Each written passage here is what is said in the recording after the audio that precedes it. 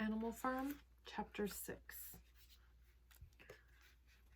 All that year, the animals worked like slaves, but they were happy in their work. They grudged no effort or sacrifice, well aware that everything that they did was for the benefit of themselves and those of their kind who would come after them, and not for a pack of idle, thieving human beings. Throughout the spring and summer, they worked a 60-hour week, and in August, Napoleon announced that there would be work on Sunday afternoons as well. This work was strictly voluntary, but any animal who absented himself from it would have his rations reduced by half. Even so, it was found necessary to leave certain tasks undone.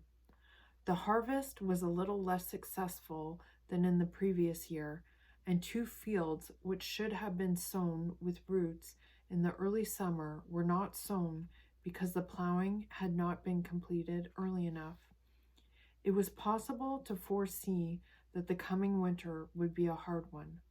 The windmill presented unexpected difficulties.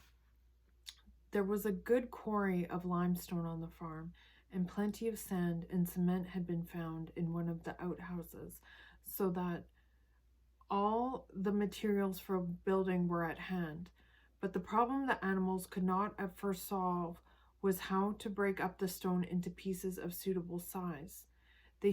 There seemed no way of doing this except with picks and crowbars, which no animal could use, because no animal could stand on his hind legs.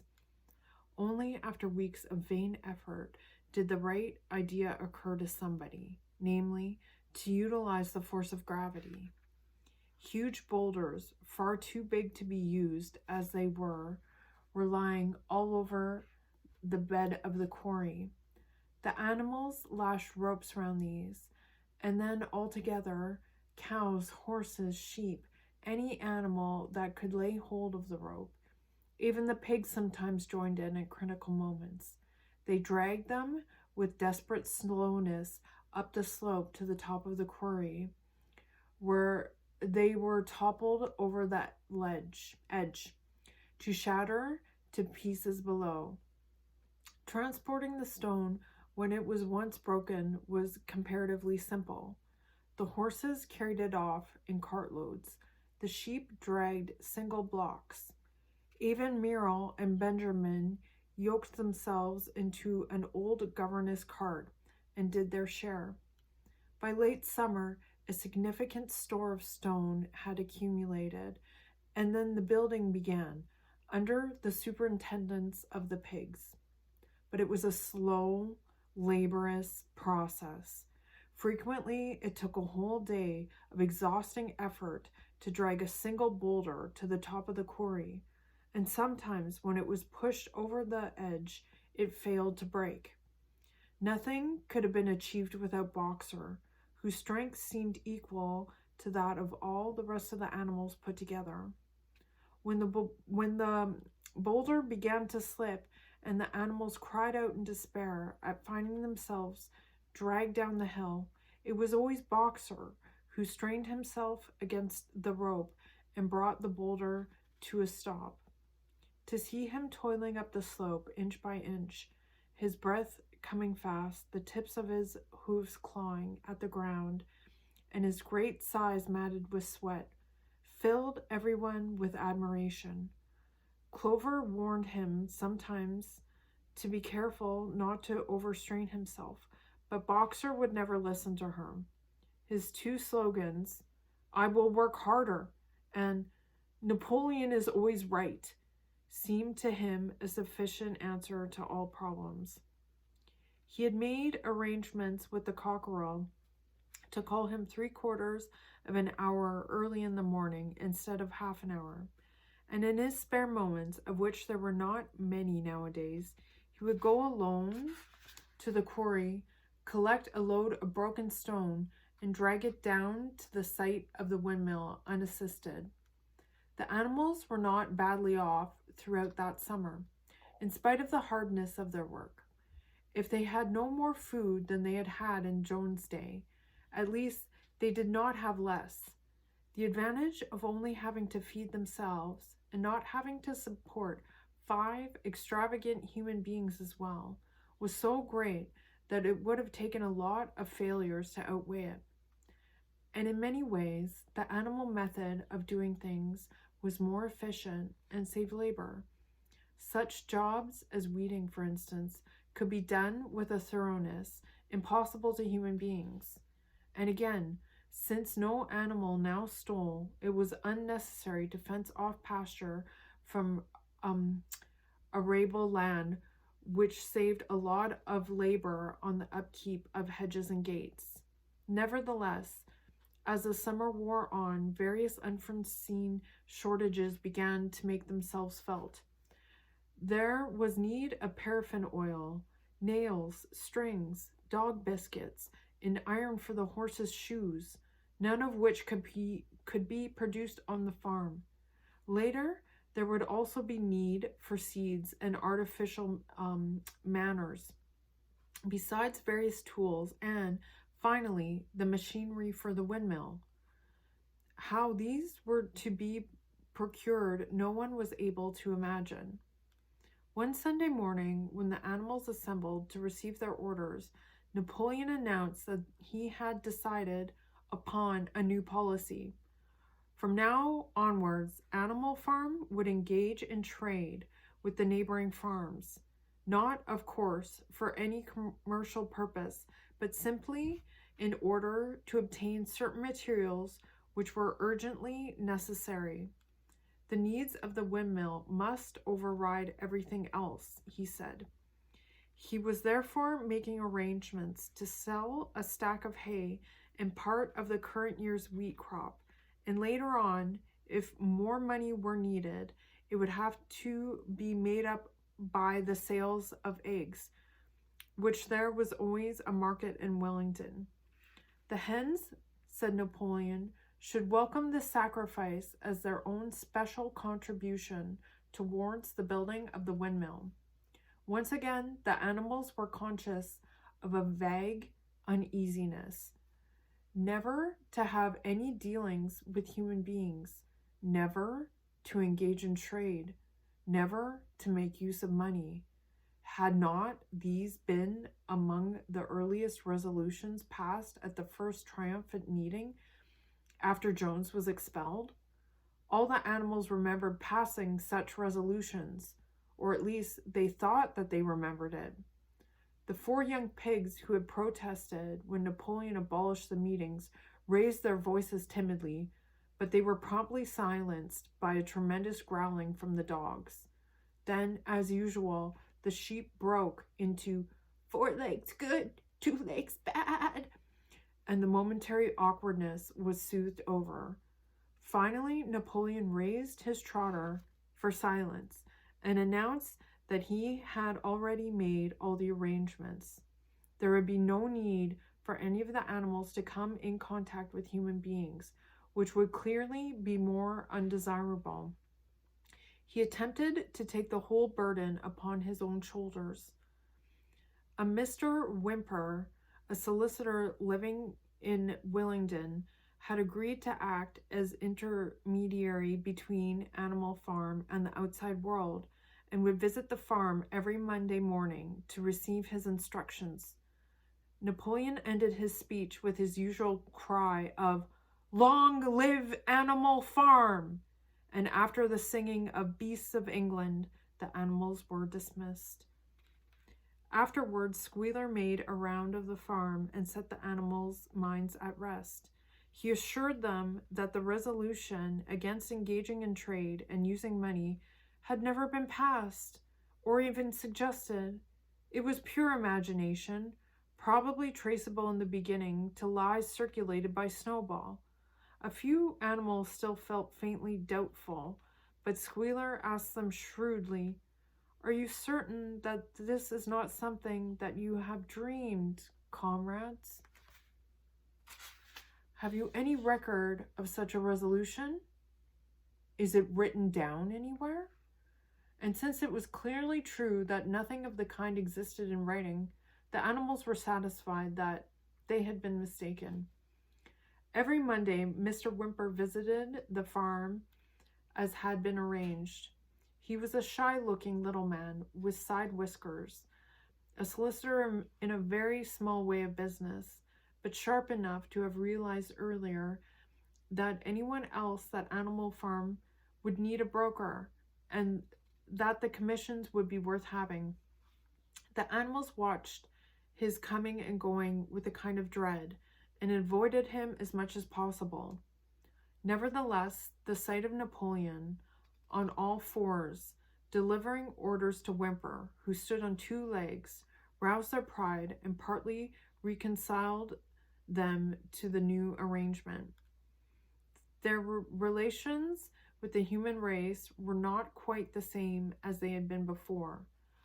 The human beings did not hate Animal Farm any less now that it was prospering. Indeed, they hated it more than ever.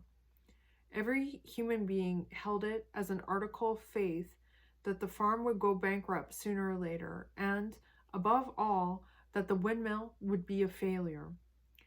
They would meet in the public houses and prove to one another by means of diagrams that the windmill was bound to fall down, or that if it did stand up, then it would never work. And yet, against their will, they had developed a certain respect for the efficiency with which the animals were managing their own affairs. One symptom of this was that they had begun to call Animal Farm by its proper name and ceased to pretend that it was called the Manor Farm. They had also dropped their championship of Jones, who had given up hope of getting his farm back and gone to live in another part of the county. Except through Whymper, there was as yet no contact between Animal Farm and the outside world, but there were constant rumors that Napoleon was about to enter into a definite business arrangement, either with Mr. Pilkington of Foxwood or with Mr. Frederick of Pinchfield, but never, it was noticed, with both simultaneously. It was about this time that the pigs suddenly moved into the farmhouse and took up their residence there. Again, the animals seemed to remember that a resolution against this had been passed in the early days. And then, again, Squealer was able to convince them that this was not the case. It was absolutely necessary, he said, that the pigs, who were the brains of the farm, should have a quiet place to work in.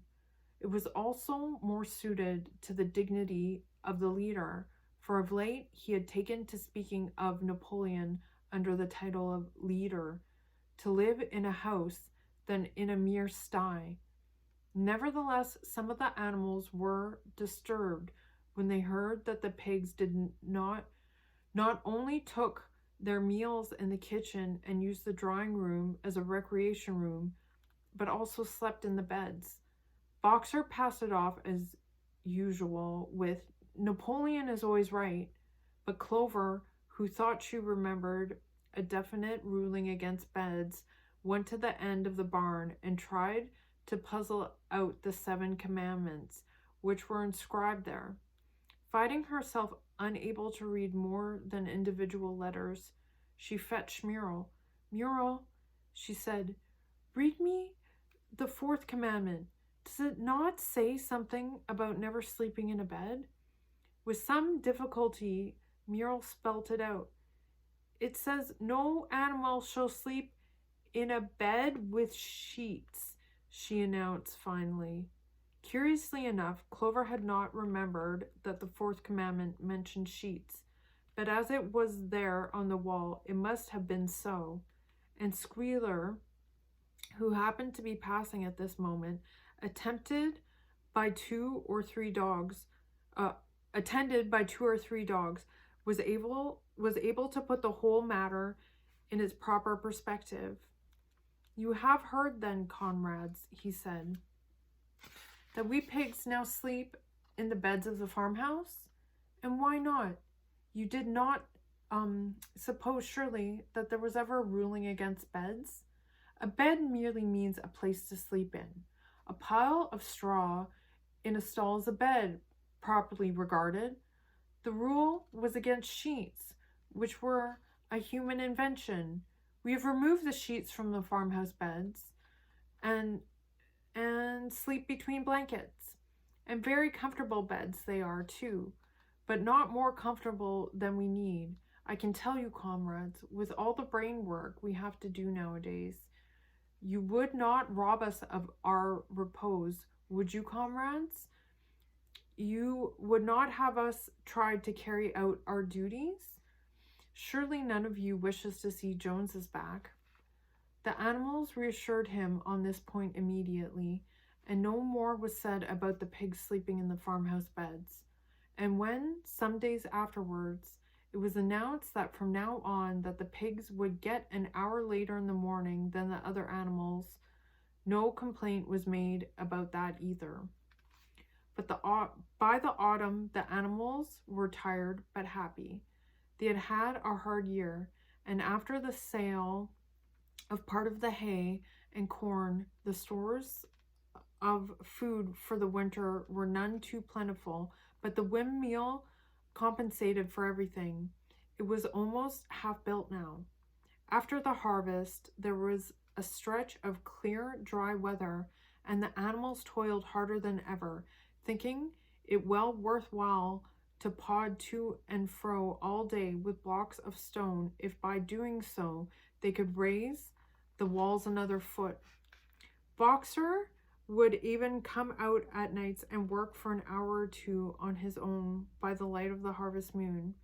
In their spare moments, the animals would walk round and round the half-finished meal, admiring the strength and particularity of its walls, and marveling that they should ever have able to build anything so imposing. Only old Benjamin refused to grow enthusiastic about the windmill, though, as usual, he would utter nothing beyond the cryptic remark that donkeys live a long time. November came with raging southwest winds. Building had to stop because it was now too wet to mix the cement. Finally, there came a night when the gale was so violent that the farm buildings rocked on their foundations and several tiles were blown off the roof of the barn. The hens woke up squawking with terror because they had all dreamed simultaneously of hearing a gun go off in the distance. In the morning, the animals came out of their stalls to find that the flag shaft had been blown down and an elm tree at the foot of the archer had been plucked up like a radish. They had just noticed this when a cry of despair broke from every animal's throat. A terrible sight had met their eyes. The windmill was in ruins. With one accord, they dashed down to the spot. Napoleon, who seldom moved out of a walk, raced ahead of them all. Yes, there it lay, the fruit of all their struggles, leveled to its foundations. The stone they had broken and carried so laboriously, scattered all around. Unable at first to speak, they stood gazing mournfully at the litter of fallen stone. Napoleon paced to and fro in silence, occasionally snuffing at the ground. His tail had grown rigid and twitched sharply from side to side, a sign in him of intense mental activity. Suddenly, he halted as though his mind were made up. "Comrades," he said quietly, "do you know who is responsible for this? Do you know the enemy who has come in the night and overthrown our windmill?" "Snowball!" he suddenly roared in a voice of thunder. "Snowball has done this thing in sheer malignity, thinking to set back our plans and avenge himself for his ignoramus expulsion.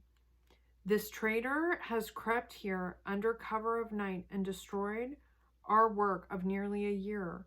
Comrades, here and now, I pronounce the death sentence upon Snowball." animal hero, second class, and half a bustle of apples to any animal who brings him to justice. A full bustle to anyone who captures him alive. The animals were shocked beyond measure to learn that even Snowball could be guilty of such an action.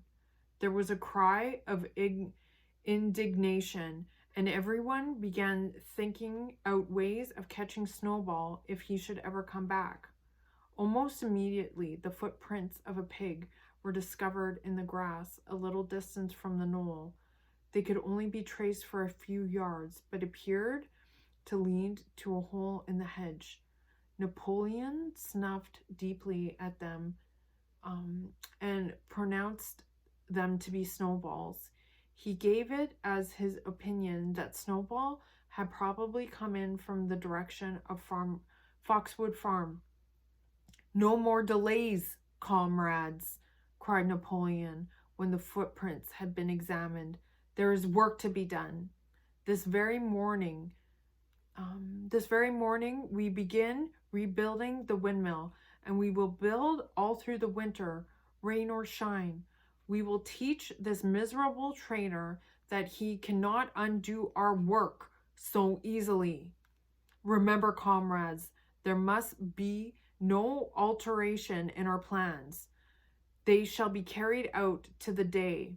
Forward, comrades. Long live the windmill! Long live Animal Farm!"